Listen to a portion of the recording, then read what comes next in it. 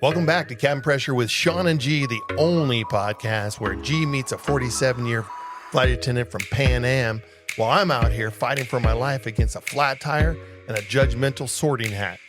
Yeah, Sean's out delivering meals with Amazon Flex like he's Father Teresa.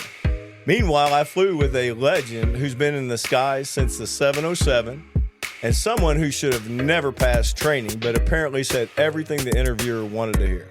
Today, we're talking best flights, worst destinations, culture chaos at 35,000 feet, and why people must tap their plates like they're summoning spirits.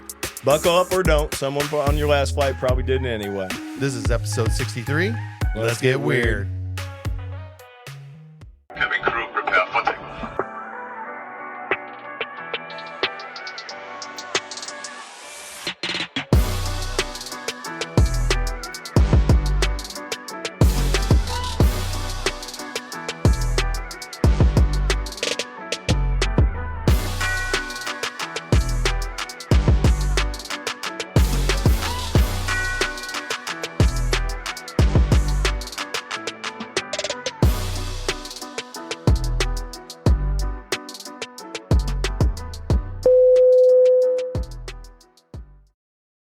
Hey everyone, welcome. This is Cabin Pressure. You ready? That was scary. What? That was. What are you talking about, that man? That shit was scary. Dude, are you not a Bruno Mars fan? Are you not even listening to like current events and stuff? No, did you just hear that? I did. That didn't sound anything like Bruno. If anybody's having a problem, they can play that shit back because you didn't sound anything like Bruno.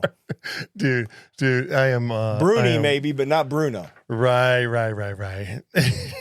That was freaking scary. You're crazy, man. Anyhow, man, check it out, man. I have been like running around doing the thing like I normally, like my normal shit, And this last weekend, we went to this thing called the Harry Potter Experience. Have you heard of that? Nope. You haven't heard of that? No. So it's this thing that's traveling. First of all, around. where is it? It's all over the United States. It's kind of like a traveling show thing like going on right now. But right now it's in Cincinnati. And so anyhow, we took my nieces and all that stuff down to this Harry Potter Experience, which it's freaking unbelievable. I mean, it has like it's just this like Harry Potter world. It's a 90-minute experience. All right. So anyways, you go down there, you have all these different like different areas, and they got wands and they got all this crap going on where it's like, there's, the Harry Potter, like you can cast spells and stuff. And so they got all these different stations you can like do these different spells, and like these animatronic things like actually do stuff, which is cool as shit. Right. Anyways, but the coolest thing in the whole thing is that, are you familiar with like Harry Potter and the Sword and Hat? And all that stuff? I've seen all of them. That's why I was going to ask you, did it cover all of them or just like the early years of Harry Potter? I think it was like more of, like the first couple, and then they got into a couple of things that were later on in the series. But if you only watched like the first two movies or read the first two books, pretty much you had everything. Right. There was like maybe two or three things that were outside of those books. So it was super cool. But they got to, the Sword and Hat, they put the damn hat onto it, and he's like, so cunning and and like, and you're witty and whatever and all this shit, right? And so they put it on, Carol, and they put it on all the so what they would do is they'd look and see what you're wearing, because a lot of people were coming there all dressed up, right? So it was like they were like had like the different school houses on there, Hufflepuff, Gryffindor, all these things, right? And so they put it on me. And so here's the thing. He's like, he's See, like, they didn't even know who they put it on. Right, they put it, right? They put it the on. biggest kid of all. Right. And I'm sitting in there, and I'll have to post this picture, man. And so I'm sitting under it, and he's like, cunning, witty, blah, blah, blah. All this. I don't know what the hell he's saying, but he's like, Slytherin. I'm like, no. I'm like Slytherin. Great. Yeah. I'm the villain. You're the school. villain, yeah. Right? That was perfect. That was absolutely perfect. Yeah. So, But you got a picture? yeah, I got a picture of me. Cool. I got this. I got to show you the one of my wife. My wife, she gets it and like she like acts like she's like, this is like. She's like amazed about whatever. I don't know what school she got. Did they give her like a little hat? Yeah, they like She would no, look- no. There's the sorting hat actually comes down on top of you. There's this giant sorting hat, yeah. and then it's talking like the damn thing's talking. And so, anyways, she has a hilarious picture. Her picture turned out the best. Did they out of all they of them. didn't get a video of you with Slytherin? No, not a video. They just got a picture. The video would have been perfect. Right? The hat talking over top of your head. Right. Nasty. NASDAQ. Nasty mean guy. Yeah. But So- that ain't you, but that's funny as shit. Though. Right. That is good. So anyhow, so the other thing that happened this weekend was, Carol's driving. We have two cars. We have a parked car over in Indiana now because we're over there so often. And so that keeps me like from being trapped, because I normally had to like sit around the old folks home all day long. Right. And so, this, Carol's running around and she has that old 5 Series that we have, and they grinded down one of the roads, and she's going down this road and she hits one of those manhole covers, and I'm talking, she splits the shit out of the side of the wall of the tire. Like Blowout. I mean, it was freaking, it was crazy how like bad it was like cut on the side of the tire. Yeah. And so she was like flipping out, like just like losing her mind, losing her shit. And I was like, it's okay. And I'm like, they're run flats. And she's like, no, they're not. So we get in this big argument about they're run flats or not run flats. They're run flats. They're really.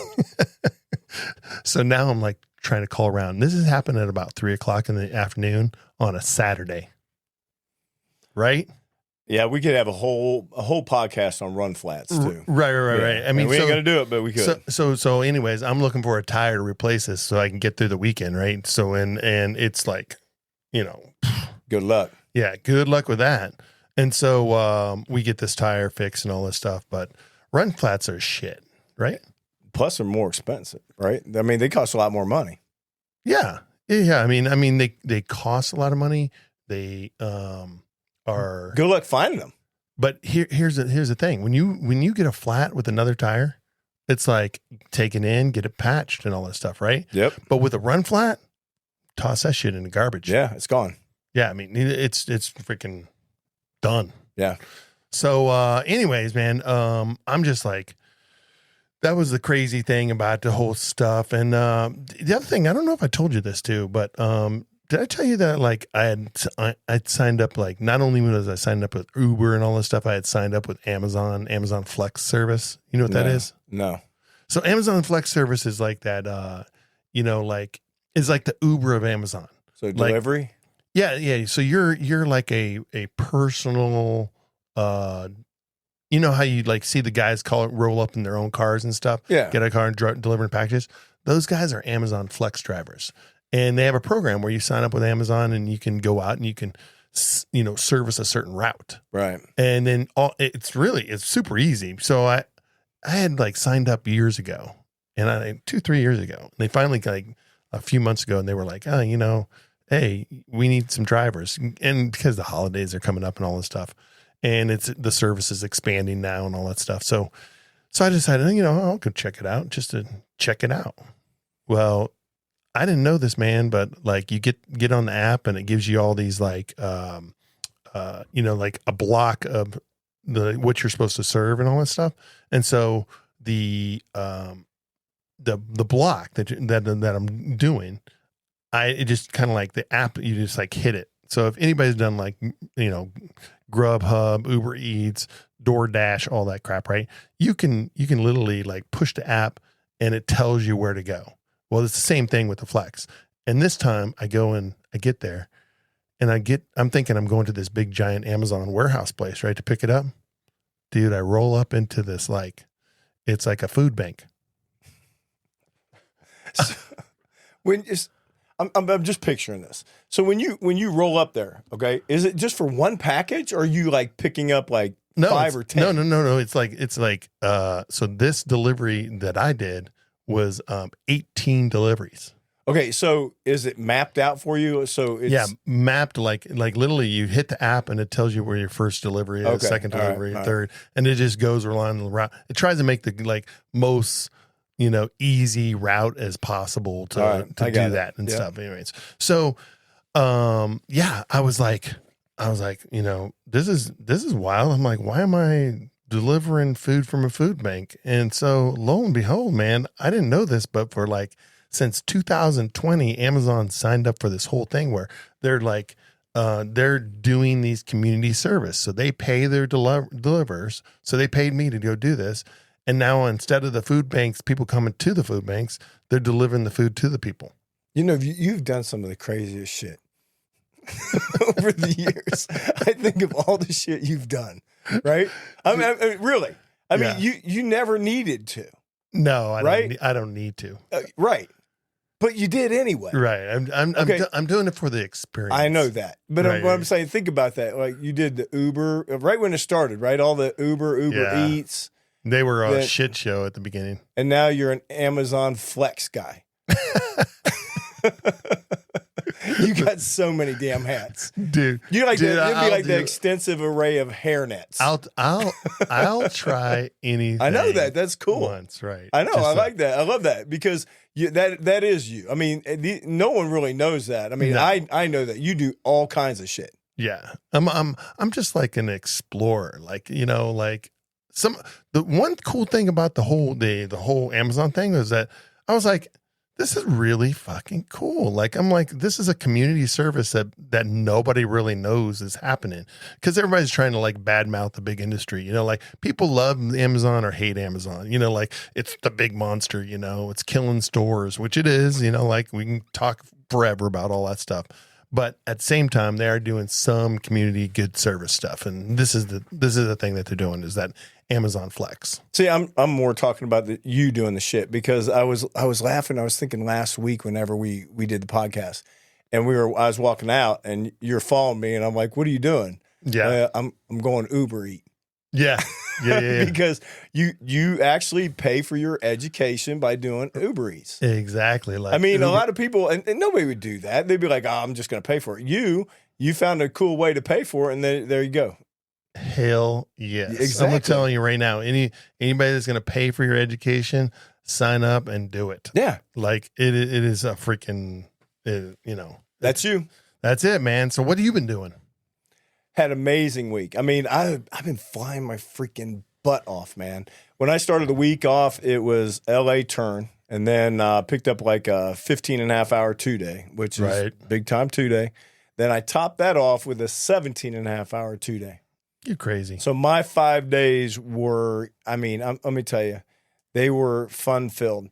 And, it's funny, but because this week we're actually talking about some of the things that I went through and destinations. We're going to get to that a little bit later, but the fun destinations that we have and what time we actually like to fly. But I flew some amazing people, flight attendants and actually passengers. And some of them were actually a flight attendant and passenger, on the same flight. But then, when you fly a load position, a load position for us is you're an individual that meets up with a nucleus of a crew. And then you'll fly on multitude of aircraft. You're like the extra flight attendant. So, you're running in all these different crew members. And one of the ones I had to start off with this person, lazy as shit, Sean.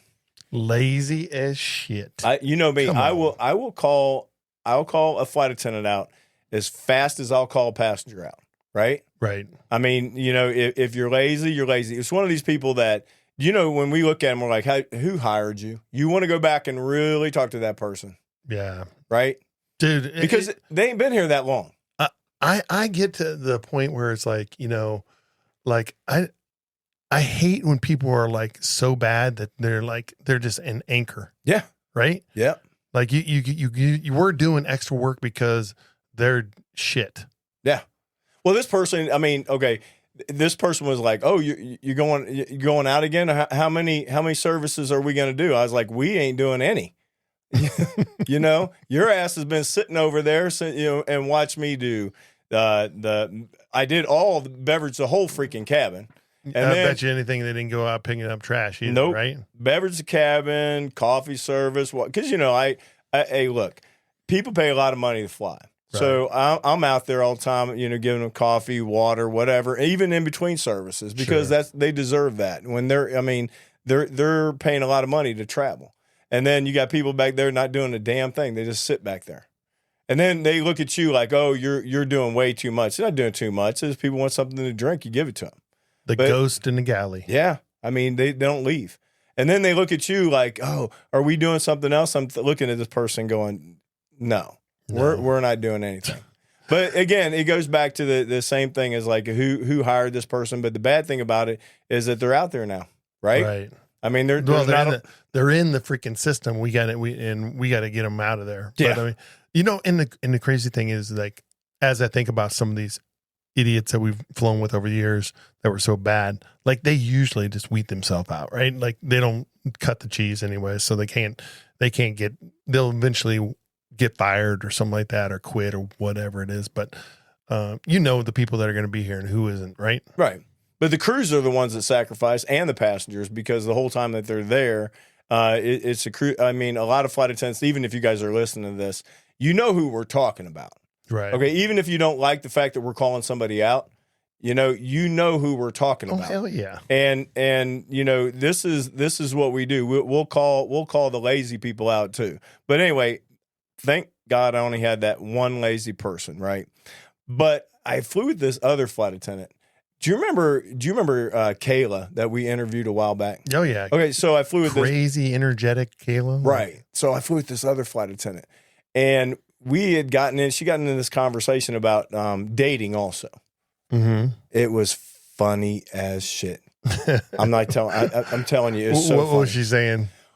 Well, we were talking about when we were talking, I was telling her about us interviewing Kayla, and she was like, she put her head down and she goes, "I've got my own stories." And I'm like, "What do you mean?" And she goes, "Well, I went out with these guys and I couldn't figure out if it's me or what am I attracting or whatever it is." And I'm like, "What are you talking about?" She goes, "Well, we went out and after we got done eating, the bill came." Right. And she said that they were doing this thing, and I have to show you this because it was called alligator hands. It was like where was my wallet? Well, her dad called it alligator hands. Now, first of all, who in the hell keeps their wallet up here on their chest? If you're like pouncing around on your chest, you already know you left that shit at home, right? Or you just meant to not do it.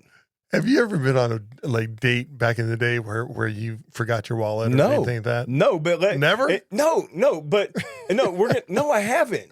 I haven't because it's back there. Right. It's in your wallet. You know that it's there. Okay. Right. But today there's kind of no excuse. No. You have Apple Pay. Dude, there's all kinds of ways to pay. You don't have to have your wallet with you. Venmo me. You can use your watch. Even if, but could you imagine being the female and you're sitting there like, "Oh yeah, it was a really nice dinner. Can you pay?" So she had to get her card out and pay for this, right? Right. And so I'm like, did he Venmo you? And no. I'm like, he didn't even Venmo you the money back? And she goes, no. So she goes out and months later she goes out with another person. Happened again. Oh no. Happened again.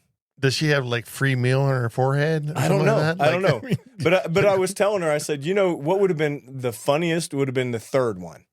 And she goes, "What do you mean?" I said, "Well, if I heard that story 2 times, the third time, like if I was going out with somebody like that, and I heard them say that, right? When that bill came, those little monitors, like when you tap to pay, you pay at the table. Would it have been funny as hell if you heard all this? You know that 2 guys didn't pay for her, and then what I was telling her, I said I'd have probably tapped that thing with the card, and then just looked at it, and then put my hands over my head, and she goes, "What?" And I'm like, "Declined." Dude, you know what? Just a jack with her. You like, use a hotel key or like or something. Like, this ain't working. I told her I would so have just went with that and go, Gina. Oh shit, declined. Yeah. 3 alligators in a row. Yeah. Oh my God. So anyway, I don't got it. She was hilarious. I told her, and she wants to come on the podcast. So we're going to have fun with her and that conversation later on. But I ran into this other flight attendant, this older flight attendant came to the back and we got in this conversation. And she had been flying 47 years. 47 years. 47. Dude, that's a long time. I mean, we're getting close, but 47's we're not there. But she looked great. Anyway, the story that's what the part that was amazing. Me and her got in this conversation. She had spent we're gonna actually I got permission from her. I got some pictures and we're gonna actually post those on the website, okay, of when she got pinned. But she flew for Pan Am. Oh, that's sweet, dude. Iconic, right? Like, listen, those people, those gals that I've run into in the whole system that are like these freaking, they were hired in the 60s, like crap like that, 70s. I'm like, whoo, those are amazing. Like, those are the people we definitely need to get somebody like that on the show. That would be awesome. She looked just as good shape. I mean, today. I mean, it was amazing. I mean, absolutely amazing. But the conversation was the best. So, because we started talking about her 17 years at Pan Am. Yeah. All right. And then she came on and she spent 30 years at United. Oh, wow. Yeah. 47 years total. Yeah. And then, she started off. Well, she had to be somebody else because we know for sure Pan Am didn't last 47 years. Nope. No, they didn't. But right. she started at the 707. Wow. Okay, wow. now get That's this. Freaking. She'd been retired for 10 years. She started in 68. Holy shit. How old were you? 3. Mm-hmm. Right? You're how old were you? 2. Probably still crapping myself. Right? Oh, both of us were shitting on I ourselves. know, that's sure. what I'm saying. But then we started stinky diapers and all. Yeah, so we started talking about like the old planes, the 747s, DC-10s and stuff that we were flying. And we had this great conversation, but the best part was where she was going. So she was heading to Rome. Oh, okay. Now, what happened was years ago she had a friend that flew for one of the airlines. And she was in a conversation with her, and one of her friends needed a cat sitter. So for 3 weeks, she's going to Rome to cat sit for these people. Now, you just got a 3-week vacation. dude, Free. that's awesome. Free. All because of like this job. I mean, she's been retired for 10 years. This person just had a friend that needed a cat sitter. I think I got a new job. Going to Rome. I'll be a mobile pet sitter That's amazing, though. all over the world. It's amazing. I'll fly there wherever you need. That is freaking amazing, though. Crazy. Yeah, that's awesome. All right, so going on to another person. So, when you started commuting, Yeah. and what do you think about the commute now? Has it been all right? Commute's all right. I mean, I've only done it once, right? Right. Next month, I'm getting ready to do it again once. I think I'm doing Dubai next month, by the way. Oh, really? Yeah. So, my commute's not bad because it's like hour over to New York and, it's not a big deal. So I thought of you with these other flight attendants. What's that? So on the jump seat, so I had these flight attendants. They were talking about their commutes. And I was thinking, well, Sean's got that commute to Newark. It's 50 minutes. Yeah. Okay. That could turn into like 5-10 hours. Right. I just flew with this Maria. She's based out in L.A.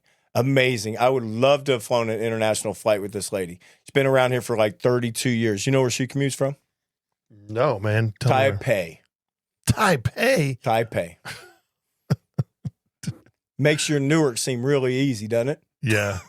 Taipei. Dude, I don't want any type of commute. It always blows my mind when we run into flight attendants. They're like, where do you commute from? And they're somewhere in Europe or somewhere in South America or whatever. Like they're doing serious commutes. Whereas like my commute's like It's a commute, but it's nothing like that. That's Nothing, craziness. even as bad as Maria was. And like I said, a little shout out to Maria because she's a phenomenal flight attendant. Really, I mean, she's old school. We were talking about the difference, with old school flight attendants, but definitely old school flight attendant, a hard worker, and a great flight attendant. But it was a lot of fun.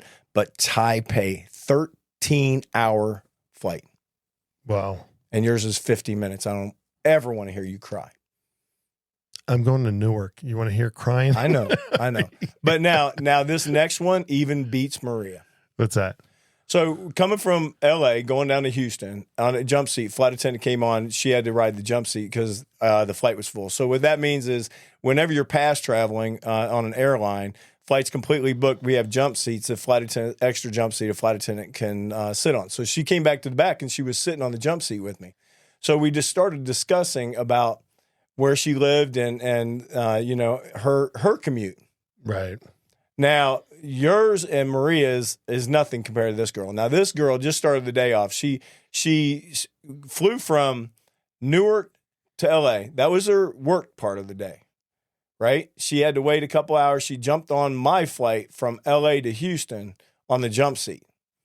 So we were talking about, her family and everything going and where they moved to. You know where they moved to, Sean? No. Brazil. Dang. Okay. So now imagine, packs up the whole family, moves to Brazil. They're all surfers. They like to surf. She was telling me about how the salt water, she got something in her eye and stuff. I'm going to get back to that. But so she ends this Gonru or something like that in San Paulo. So she is going to Houston to sit for 2 hours to fly 9.5 hours to San Paulo. Dude. Not done, Sean. Not done. So she gets there. She has a 2.5 hour Uber home. 2.5 hours? But no. I mean, this commute is like mind-boggling. Like what? You got to really, really, really love where you're going. She is absolutely hilarious, man. And she has such a great attitude towards it. And she was like talking about the salt water. And I said, the salt water seeped into the brain. Yeah. It went right past the eye socket. She's got some serious salt water stuck between something. But she was actually really funny though. I mean, I enjoyed talking to her. She said that she's going to tune into the podcast. So shout out to her too. Those were our amazing traveling commuting flight attendants, and you go to Newark. Dude, don't be a hater. Not a hater. But then this next one, see, this 5 days was just filled with all this stuff. Do you ever, when you're eating in the galley, okay, you're eating your meal, we bring our own food. But all the time. Right. But when you have a flight attendant that's over next to you, have you ever had like a meal tapper? A plate tapper? No. What are you talking about? Tink, tink, tink, tink, tink, tink. What do they want to make a toast? Like yogurt. You know what I mean? They got yogurt in a bowl. Oh, and they're like eating and shit. And like they're just trying to scoop it up and then rattling. Trying to get the yogurt off the plate. The last bit. Tink, tink, tink, tink, tink. I'm over on the jump seat going, if I hear that freaking tink one more time, I swear to God. I mean, it was just like, it was driving me absolutely crazy. Yeah, that does like that little clink, the clink of the silverware onto the dishes and stuff does get annoying when you like continuously do it. Especially when you're in a small area. Yeah. But she wasn't like tink, tink, tink trying to like get your attention. No, got my attention because of the tink, tink, tink. But anyway, it was that yogurt, and I was sitting there going, just fucking wipe it up with your finger. Right. Because it was crazy. But I did remember one of our pilots. And do what G does, is take out his tongue and just lick it all off. No, one of our pilots used to tell me that he used to do the same thing. And the captain, it used to annoy the shit out of the captain all the time because they used to fly together. So you know what I did? What's that? I bought him baby spoons. Those like little rubbery ones. The rubber ones. Yeah, so right? It doesn't clink. I said, no one will ever hear your damn clinking ever again because of that shit. The other thing that you do, like, does this bother you? The like when people like you can hear them like hit the silverware or whatever on their teeth. Yeah, that's annoying. It's annoying. I mean, listen, we don't say it. Right. But we're in this little bitty small area. And I know there's probably things that I do all the time. People are pissed like that. You know something? I wish you wouldn't do that. Yeah. But I don't clink. And I don't bite a fork. You know, it's funny that you're saying this because like, you know, I've been around a lot of old people. Old people do all that shit. I know. You know, like it's like the older they get, they can't hear shit. They can't hear what they're doing. So it's like absolutely hilarious. Like when you hear them and stuff, like not only are they like clinking and banging and like talking real loud and chewing real loud, showing their food, belching and farting. Like they don't like they're doing no filters. They're doing like they don't know. Like it's just happening. Right. And I'm getting to the point where I'm like, dude, I don't want to be around old people. Old people aren't cool. You want to sit there and sorry. Yeah. We're all gonna go there though. We're already getting there. We're getting there. We're all gonna get to the point where it's like, you know, like you are you can't hear your shit and all this stuff. You can't smell your shit. We're old, man. We are old. But you know, something happened actually this week that was historical too. What's that? Printed the last 5 pennies. Last 5 pennies. I knew those son of bitches gone, man. Like I was telling you a few weeks ago, like what do they cost? 3.5 cents to make 1 penny or something like that? Yeah, but these last 5 is the more I want to talk about because they did this mega sign on them, and they're saying when they put them in circulation, they're going to be worth like $5 million a piece. Wait, did you say mega sign or omega? Omega sign. Yeah, symbol. omega. Yeah, yeah, on them, and they said they could get like $5 million a piece. Dude, any of those like rare coins that are like that, where it's you know, anything misprints, things like that, those are always more valuable to those collectors and stuff. 5 of them. The last 5. I got thousands and thousands of pennies sitting in a bucket in my, you know, just sitting around. Well, it ain't gonna be those 5. And that's why we're not printing them, because everybody never, you know, they all but nobody uses money anymore. Right. They card, they tap, or unless they actually go out with that flight attendant, then they don't use money at all either. Right? They just alligator hand everything, and they don't use money either. No change, no money, no nothing. Oh my gosh. All right. Hey, I got to ask you this. Though. We were talking about this. Flying. What is your favorite time to work? Is it morning, afternoon, evening? When you actually start your day, what would you say? I would say, I'm not a morning person, but I like to work in the morning. Like I just want to get my day over with as quick as possible. So like if I can check in at a reasonable time, like 6 o'clock, you know, that like 6 o'clock and get done early in the afternoon, that's perfect. You know, what about you? Yeah, me morning, straight morning. Yeah. You know what I mean? I'm a morning person. Dude, you are the morningest person I know. Right. I want to get up. I want to get this shit done. But more so is I love those flights because, you know, all those passengers been up since like 1. Yeah. And as soon as they get on the airplane, we shut the lights down, let them all go to sleep. Right. Best part. You know, the other thing about to go on top of this, what we talk about a little bit later here, is that, you know, the earlier you get started in the industry, you know, the less problems you're going to have, because all the aircraft are kind of like starting out that day, you know, getting the routes going, and, you know, shit isn't hitting the fan yet. Right. So, you know, the earlier you can get a start on your day versus a later flight. Now, a lot of people like defer, like I know my wife likes to fly in the afternoon, like and that's just because she's not a morning person, right? Whereas, you know, that's when you start running into all the complications of the airline stuff. So, later on the day. Weather comes in like Florida during the hurricane season. Later on in the afternoon, shit just goes to hell. You better make sure you get in there early. Yeah. So, like I said, I usually like flying early, but we got in a conversation. We were talking about what's the best and the worst routes. Best and the worst routes. I mean, the biggest cultural mess of a route. What would you say? I'm not. First of all, I'm going to preface this by saying I'm not trying to be discriminatory to anyone. No, we're not going to. I mean, no. Anytime when we talk about the habits, but the habits of like the different cultures versus other ones are a little bit more annoying to people than others. So I would say like going to like India or heading over to like Tel Aviv or something like that. Like those flights are very demanding. The clientele are very demanding. What would you mean? What would you mean going to India? You know it's India. It's not even a question. You know it is. You know it is. You talk to any flight attendant and they'll tell you it's India.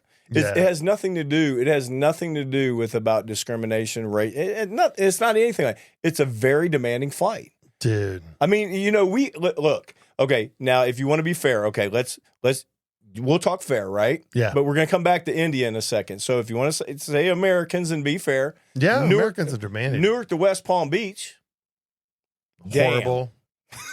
Just damn. Right? Wheelchair city. Nobody, I mean, it's one of those regrets. You know, it is. It's one of those regrets. You're like, oh, it looked good on paper. Nope, you're screwed. Looked easy, man. This is supposed to be a quick turn. Exactly. Let's go back to India. So since you know that we're not being mean. Right. This is not being mean. India is very, very demanding. And because a lot of times they travel with a lot of family too.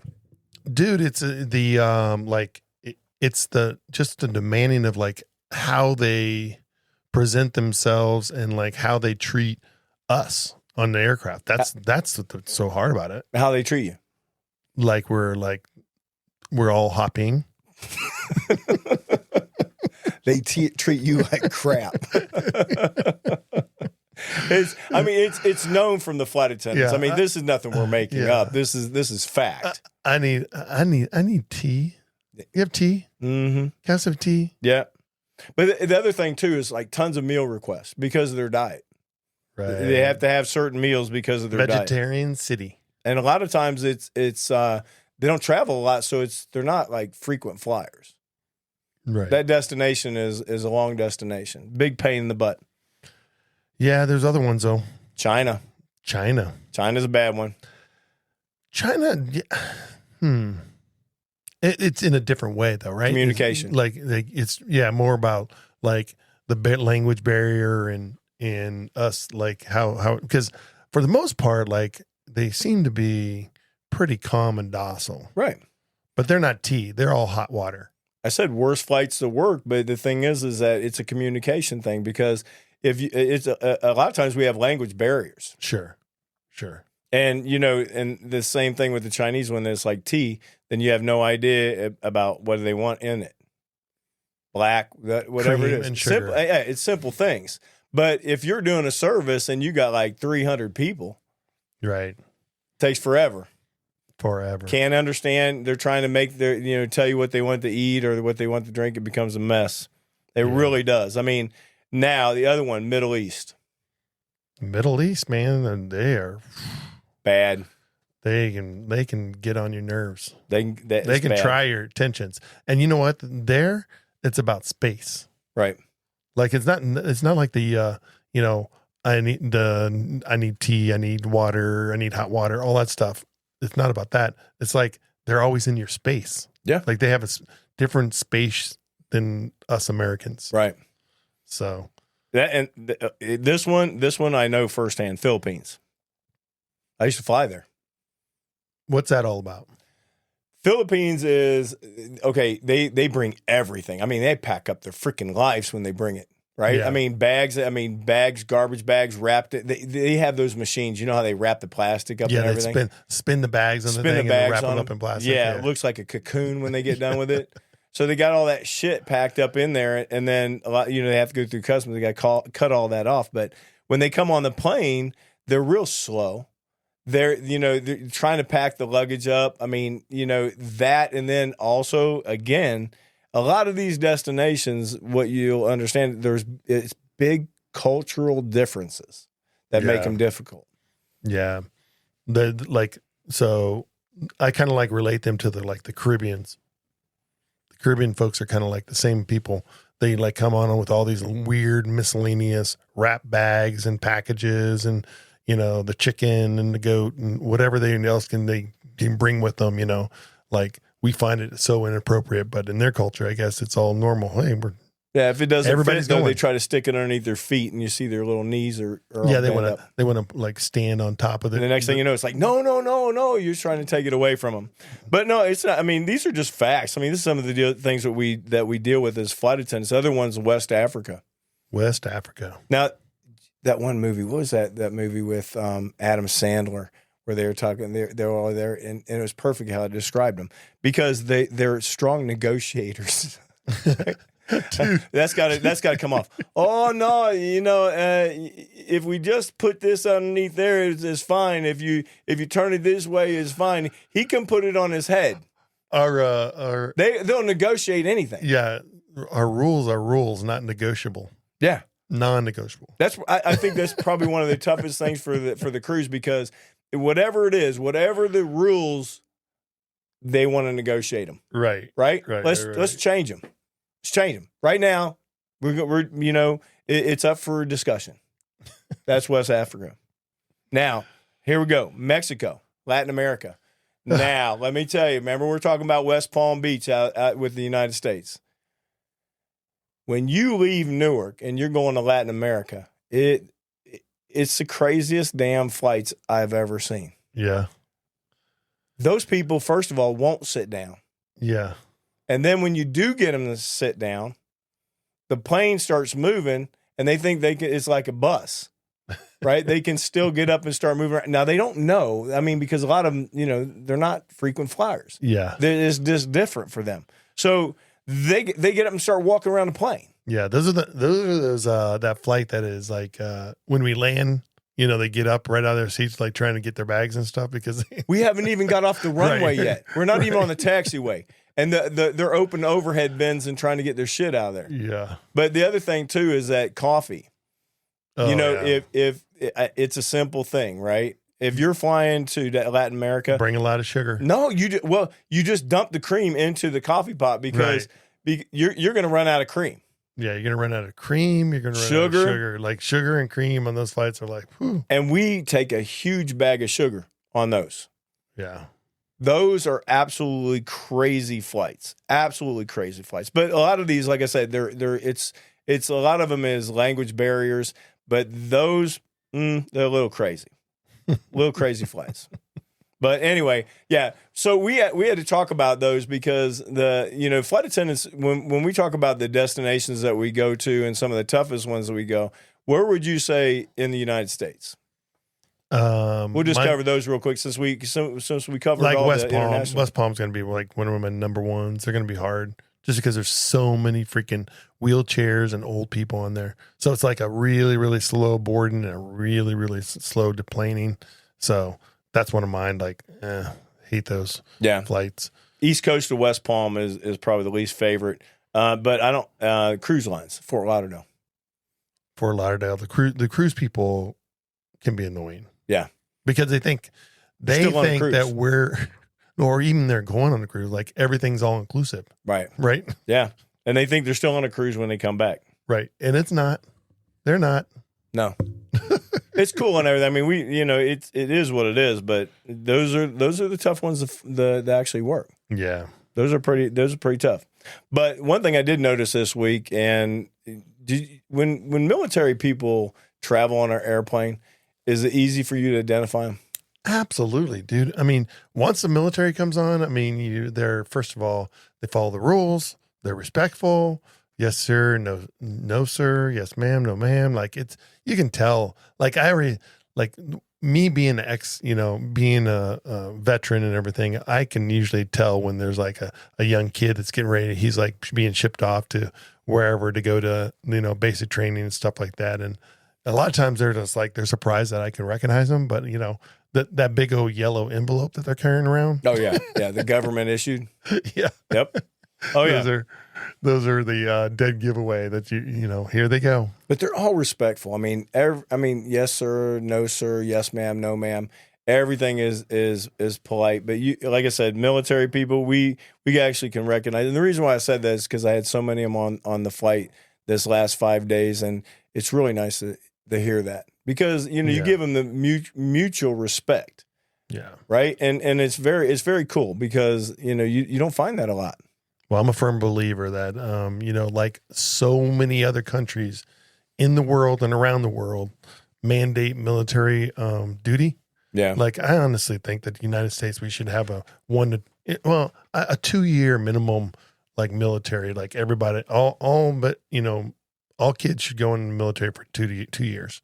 I mean, can you imagine the culture shift that we would have in this country just because of that type of like training and, understanding authority and respect and all that stuff of the whole system, how it would change the world here in the United States? Huge. Respect for country. But but anyway, I wanted to touch on that because I had a lot of military men and women on the plane the last few days. But I read this one little article, and I don't know if you've read about this or not, but they had this guy, his name was Duncan McPherson. He was a Canadian hockey player, and he was drafted by the New York Islanders. He disappeared while snowboarding on October 9th, 1989. And it was in Austria's Stubai Glacier. His body wasn't found until 2003.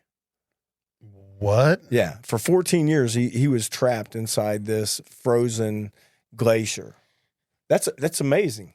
I mean, I just thought that story was really had cool. to have like fallen down in one of those fissures in the glacier and stuff like that and got trapped and disappeared. 14 years, though. I mean, it's crazy when you think about some of these. You see a lot of these people that go into like the crazy outback, for snowboarding and stuff like that, places where they shouldn't go. But to think that they didn't find you, that's crazy. 14 years. So that reminds me of like that movie where the dude had to like saw off his arm. You know what I'm talking about? Like he got trapped in this like cavern and everything, and he was there by himself, and basically the only way he was going to live was to cut off his own arm because he was stuck. But I mean, this guy gets like falls into, and people don't realize like that when you go on glacier, like I've skied on glaciers and stuff before over in Europe, but glaciers have these fissures, and the fissures are as deep as the glaciers. And some of these glaciers are like, thousands of feet high, and you get trapped down in there. It ain't like you're going to drop a rope and pull you out. Nope. 14. First of all, they got to know where you went.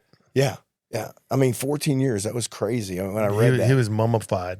Okay, when we started Around the Globe today, I had to laugh at this one, though. What's that?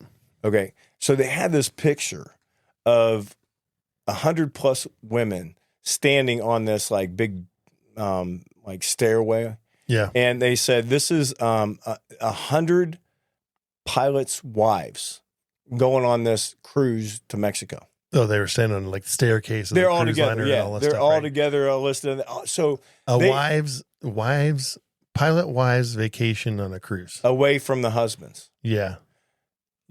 And so I was looking at this, and immediately, and I'm gonna get in trouble for this one, Sean, but immediately I thought, were the girlfriends next week?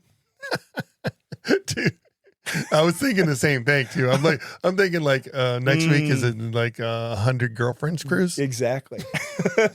Wives this week, the girlfriends next week. All I can think about is I'm gonna get calling in a trouble. spade. I'm gonna get it is so what much it is. So true.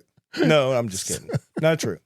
Really, I'm not gonna say that. Oh my gosh. Anyways, what else is going on around the globe? Here? They had this person that was charged $392 for bags of candy. Bags of candy. Yep. I'd be like poor if I not even gonna say me all the time. Not even gonna say the airline that this happened on, but could you imagine that you walk up there, me and you would sit in that boarding area and eat that shit. Hell yeah. But no, they paid it because they didn't believe that they was going to have to pay. They thought for sure they would get a refund on their having to check their bags of candy. No, they couldn't check them. Oh, they couldn't check. They wouldn't let them stick them in the bags. They were like, no, they became pieces of luggage. So they had to pay. They had to pay the additional fee. Well, they thought it was going to get refunded. Never did. That's They some wouldn't expensive candy. Yeah, bag of candy. Now, like I said, you would have been sitting there eating that shit. Yeah, hell yeah. So you had a British businessman who threatened, this was crazy, threatened to gang rape and set fire to a flight attendant. Now, this happened a few years ago, but his jail sentence recently was tripled, and an appeals court ruled it was far too lenient when they gave it to him. Good. Shit. But he did this in front of his family. Could you imagine how freaking? I mean, that tells you a little bit about like where he's from. But he did that in front of his children. That's some bullshit. Yeah, I mean, it was crazy. But they gave him. He was a millionaire, right? And probably thought he could do whatever he wanted to do. Yeah. But at the sentencing, they tripled it. He's probably friends with Epstein.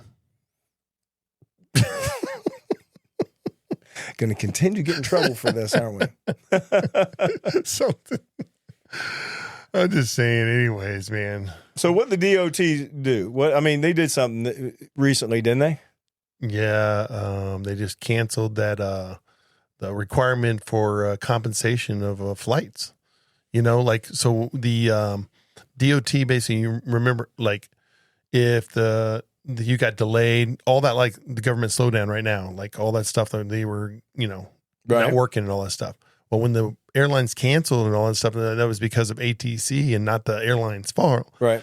The airlines had to put people up in hotels and give them food vouchers and all that stuff. And they had to do a minimum of $75 in cash compensation or refund their tickets, all that type of stuff. Well, now that whole entire thing, they just raced that and said that airlines don't have to do that anymore. Is that part of the passenger's bill of rights? So, I mean, is that? I don't think it's a part of it because they'd have to cancel the bill of rights, right? So they'd have to cancel that whole passenger bill of rights. Passenger bill of rights has that whole thing with the, they can't have 3 hours tarmac delay without having access to. So this was just simple compensation. Yeah, this was just a financial compensation to the airlines, like that. I mean, from the airlines that they had an obligation to financially compensate people for these types of delays that were outside their power, like if it's weather, like the airlines weren't giving you a compensation. Right. This is another thing. The government was causing this delay. They shouldn't have to pay, which to me, it makes sense. Yeah. That's a little bit far-fetched. Like the airlines aren't responsible for this delay. If the airlines are causing it, if the airlines are the ones that are actually causing the delay, and like their system, their operations, they're mechanical, they have whatever, they're stupid, their computer's broke, whatever it is. If it's their fault, I'd say compensate. They're responsible to compensate. But this makes sense to me. Yeah, well, most passengers probably wouldn't even know that they were required to make the compensation even when we were. Yeah. Right? The other thing that been happening here in the news was, remember that Alaska Air pilot that tried to like turn off the engines in flight? Yeah. That happened a few years ago and all that stuff? Well, he just got sentenced. And evidently he only had like done like 50 days in prison. So the guy got off. I mean, this is how I feel. He got off. He has to pay $59,000 in restitution to whatever it caused, the airline, I guess, whatever. And then he's only on 5 years of probation and he loses his license. That ain't shit. Shit. Really? If he trying to turn the plane off? Yeah, so he was literally jump seating on the plane, like in the cockpit with the pilots. And the guy was evidently on mushrooms. And so he was on these freaking psychedelic hallucinations and stuff like that. And he tried to turn off the engines. And, they stopped him from doing it and all this stuff. But, this is what he gets. He gets a slap on the wrist, probation, loses his license, pay a fine. Oh, he lost his license? Poor guy. I mean, he's on shrooms. Let's see. You tried to turn a plane off and you're on shrooms and you lost your license. I think a little bit more should have happened to you. A little bit, just a little bit. Yeah, a little bit more. The other thing that happened, man, was the, Walt Disney and the YouTube thing. I don't know if you were impacted by this, but I subscribe to both these guys. So it really didn't matter because I have access to all this stuff. But I guess people around the United States, this went on for a couple weeks now, where Disney pulled all their material and everything from YouTube streaming. And like so many people went to just streaming now. And I'm one of those customers. So I use YouTube TV as my streaming, as my cable, whatever. And I guess evidently on YouTube, like when Disney pulls it, it's not just Disney. Disney owns a lot of shit. Right. ESPN, ABC, he had the SEC network, the ACC network. So there was a lot of college football not being seen this last weekend and all this stuff. If you had YouTube. So anyhow, yesterday or whatever, they finally came to a deal and said, okay, we got a deal. So you're good now for another 5 years or so. Isn't it amazing how fast deals are made when a lot of people are pissed? Yeah. Right. It's amazing. Like when you are, when you're inconveniencing a lot of people, especially when it comes to sports, millions people start right. See, but people shit hits the fan. What do you mean I start can't going watch crazy. it? There's What? nowhere to watch it. Right. That's crazy. Their man. ass ain't coming back. That's what they do. That right. As soon as it affects millions of people with something like that, shit gets done. Yeah. So Yeah, that's crazy. Other thing is happening here, right here, that I thought it was funny, man. That was out there, is that Apple has this new thing with they co-collaborated with E.C. Miyake, which is a designer, very famous designer out there. But they're doing these new things called the iPhone Pocket. Have you seen it? iPhone Pocket? Yeah. No. iPhone Pocket. No. Basically, when you see the picture of these things, it's like a big sock. They made colorful socks, and they've made like a slit in it, and then you can slip your iPhone into this sock. So and you kind of wear it over your shoulder, so you got this long slit, and then you got this like knitted sock that's hanging down. That's sexy. It's the new iPhone Pocket. dude, I'm just saying. Forget about sticking it in the pockets that you already have. Yeah, no. I want one that hangs off of me. I want a colorful sock. Gonna make $1 million, Sean. Gonna make $1 million. Yeah, just saying. Anyhow, there's another thing that's happening out there that was in the news that I thought was like kind of interesting. Was Bezos is starting this new thing called Project Prometheus. And he's starting up a whole new company that's this AI company. And they're going to be focused on, I mean, like he's dropping $6.2 billion into this company. And they've already started up, like they've already hired up like 100 people and all this stuff into this startup, like, scientists and, tech people, all this stuff. But they're going to be focusing on artificial intelligence and the engineering and manufacturing of computers, automobiles, and spacecrafts. So this might be like a whole new product and a whole new line, like a whole new Apple thing that's coming out, but they're specifically doing it into all AI stuff, and a lot of people backing it. And this is the first time, and he's going to be like the CEO. And so he hasn't been a CEO since Amazon. He doesn't need to. Right. I mean, the comedian, that one Italian comedian, was just making fun of him the other day. I was watching this, and he was talking about Bezos, and he's like, when he first started, he was like a nerd. Yeah. And he's like, now he's shredded. There's a he's shredded. He's got time to be shredded. Exactly, right? I mean, he was like, you go from a nerd, and then all of a sudden, like, you're a bodybuilder, you're shredded, right? Jeff Bezos.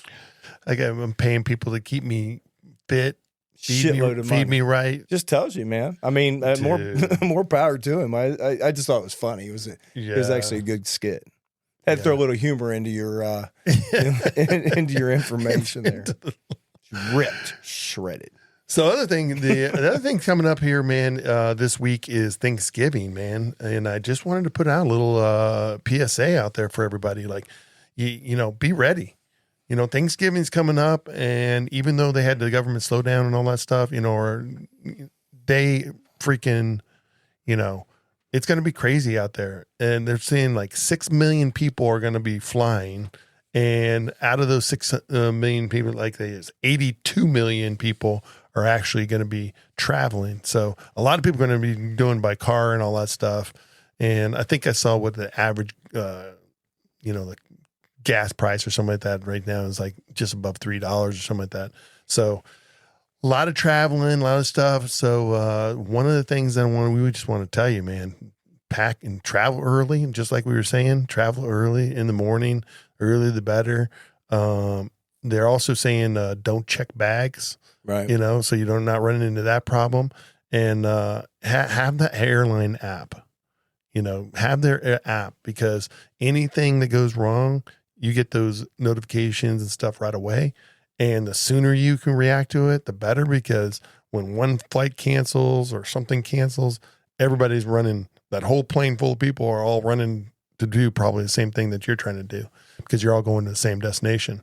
But that's just a little tip there for Thanksgiving. Now, the biggest question.